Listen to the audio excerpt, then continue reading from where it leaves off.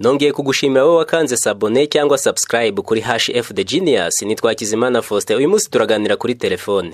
Izi telefone z'inziramigozi cyangwa se telefone mobile tugendana mu mifuka no mu masakoshi yacu uyu munsi, ndetse n'izindi tubona muri za biro z'ibigo bitandukanye usanga ziteretse ku meza, zifite imigozi zitwa telefone fixe, zahinduye imibereho y'ubuzima bwacu bwa buri munsi. Aho zadufashije cyane kumenya amakuru no guhanahana ubutumwa n'ababyeyi, abavandimwe, abo dukorana, abo twiganye n'abandi bose dukenera kumenya amakuru yabo ariko bari kure yacu. Ntabwo twiciye ngo dusange ziri iruhande rwacu, oya. Ibi tubigeraho nabo bafite telefone kugira ngo tubashe guhanahana amakuru. Ayo makuru agenda mu byitwa maonde electromagnetique. Kuri iyi saha ushobora gukenera kumenya amakuru y'inshuti yawe iri mu birwa bya Groenland wowe wibereye mu Rutsiro, ako kanya ukayamenya. Icyo bigusaba ni ugushyira amafaranga, ibyo twita amayinite, muri telefone yawe gusa, ubundi ukamuhamagara. Iyo utunze telefone igezweho, izi twita smartphone, munavugana murebana amaso ku yandi mwifashishije application zigezweho nka WhatsApp, Messenger, Imo, Telegram n'izindi nyinshi. Ntibigusaba gutega indege ngo uva aho ujye kumureba, oya. Nawe kandi nuko. Ibi byose ni ukubera telefone yaje ari igisubizo cy'ihanahana amakuru ku batuye isi. Iyi telefone yaje ite? Iki kibazo ariko nanone gifite igisubizo.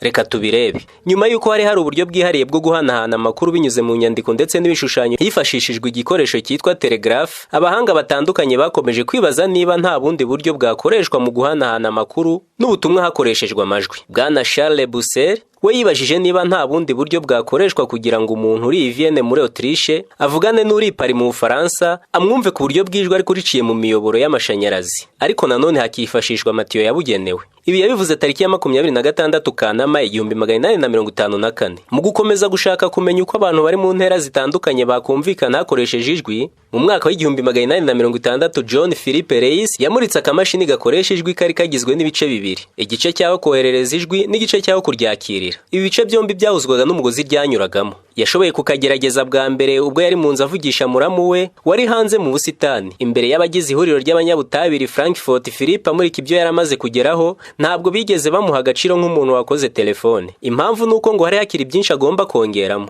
Icyo gihe yari itaritwa telefone. Mu gushaka kubihimuraho, Bwana John Philippe Reis ni ubwe wisaka akamashini ke telefone. Tariki ya mbere Gicurasi 1850 umunjeniyeri w'umutaliyani witwa Antonio Meucci yakoze akamashini gatwara amajwi kamufasha kumva umugore w'igihatatse kuko yari yararwaye paralizi y'amagufwa. Ako kamashini kari mu cyumba cy'umugore we, gacometse ku iti itwara ayo majwi ikayageza muri biro ye, akita teletrofone. Ibi byose byakorwaga telefone nyirizina tuzi yari tarabaho. Ivuka n'iterambere rya telefone kugeza ubisi yose ifite nk'umukozi mwiza ndetse n'inshuti nziza ya buri munsi, byose byakozwe n'umugabo umwe, umunjeniyeri w'umunyamerika ariko ukomoka mu gihugu cya Ecosse, Bwana Alexandre Graham Bell. Graham niwe washoboye gukabya inzozi zari zararoswe n'abahanga benshi ariko ntibazikabye. Ibi yabigezeho abifashijwemo n'uwari umukozi we, Bwana Thomas Watson. Yashoboye noneho gukora uburyo bwo kohereza ijwi n'amagambo bigera kuba ashaka kubwira, bitandukanye na za zindi twavuze haruguru zageragejwe bwa mbere, byo byari ijwi gusa ritagira amagambo. Iyi telefone ye yari ifite ibice bibiri, yari nk'ameza ashinze mu butaka ariko afite akaguru kamwe, noneho kuri ya meza hafungiyeho icyuma kimeze nka mikoro icometseho imigozi ijyana amajwi aho washatse kubwira aherereye. Igice cya kabiri cy'iyi telefone ni ukuvuga uwakira amajwi, cyari kimeze nk'umubirikira ariko usatuyemo kabiri aho imigozi itwara amajwi ihurira. Noneho hakaba hacometseho mikoro ebyiri uwakira amajwi ashyira ku matwi ye yombi. Ijambo rya mbere ryavugiwe kuri telefone mu mateka yayo ni iryavuzwe n'uyu muenjeniyeri Bwana Graham ubwo yerekaga abahanga n'inzobere zitandukanye iby'ubuvumbuzi bwe. Yavugiye muri telefone yahamagara umukozi we wari mu gice cya kabiri cy'iyi telefone, Watson, ati Bwana Watson, ngwino hano ndagukeneye. Monsieur Watson, venez ici, je vous cherche. Hari ku itariki 10 Werurwe 1876 i Boston muri Leta Zunze Ubumwe za Amerika. Mu gukomeza gushyiraho ibirungo, abahanga bagiye bayihinduraho ibintu byinshi ndetse bakanayongerera ubwiza. Aha twavuga nka Thomas Alva Edison wahimbye uburyo bwo gukoresha batiri ifite umuriro uringaniye kuri emeteri cyangwa aho ijwi rituruka, aho gukomeza gukoresha amashanyarazi asanzwe mu buryo bwo kwirinda kwangirika. Ikindi yahinduyeho ku gice cya mbere y'ijwi rituruka, we yashyizeho mikoro bitandukanye n'iya Graham yo yari iriho ikimeze nk'itiyo aricyo bavugiragamo. Ibi byarakomeje ndetse kugeza ubwo mu mwaka w'1920 hakorwa telefone ifite imibare 10 ifatwa nk'iranga umuntu ikamutandukanya n'undi kuko nta muntu wagiraga ihuye n'iyundi kugeza amaginga ye. Kugeza mu mwaka w'1983 umuprofeseri wari ushinzwe ubushakashatsi n'iterambere mu ruganda rwa Motorola yamuritse ku nshuro ya mbere mu mateka y'isi telefone igendanwa, telefone mobile. Iyi telefone yayise Dinataki. n'andi mateka yari yanditswe mu isi y'itumanaho. Iyi telefone yareshyaga na santimetero 25 z'uburebure. Nyuma yo kuvumbura agakoresho gakoreshwa mu kubika amakuru atandukanye ya buri muntu kitwa simukadi mu mwaka w'1974 na Roland Moreno, nibwo hatangiye gukorwa telefone zijya mu aka gakoresho kugira ngo habikeho ya mibare 10 itandukanye umuntu n'undi, kugira ngo igihe uhamagaye hatitaba udashaka guhamagara nk'uko bimeze magingaya. Nyuma y'ibi byose, abahanga n'abaenjeniyeri batandukanye mu ikoranabuhanga n'itumanaho ntabwo bicaye ngo batuze. Bakomeje gukora ubushakashatsi kugeza ubwo bakoze telefone igezweho iyi twita smartphone. Smartphone abafaransa bo bayita telefone y'inyabwenge cyangwa se telefone intelligent. Nanone bakanayita ordiphone. Ni ukuvuga telefone ikora nka mudasobwa.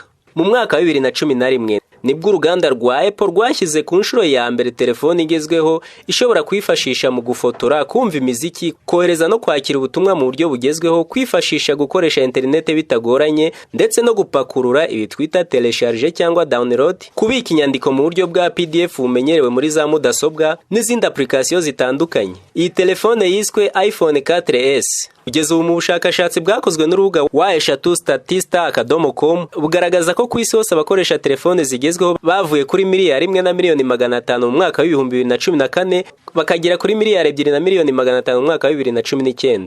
Sahi kumenya amateka ya vuba n'aya kera kuri buri gihugu cyose ku isi, ubukungu, ubukanishi, umuco ntibigoye. Icyo bigusaba ni smartphone yawe irimo internet, ubundi ukogoga isi mu biganza byawe. Ubushinwa nicyo gihugu gifite umubare munini w'abakoresha telefone zigezweho, kuko kugeza mu mwaka wa 2019 abakoresha bene izi telefone bari 1,690,000. Ni ukuvuga 1/4 cy'abatuye isi bose bakoresha smartphone ni Abashinwa.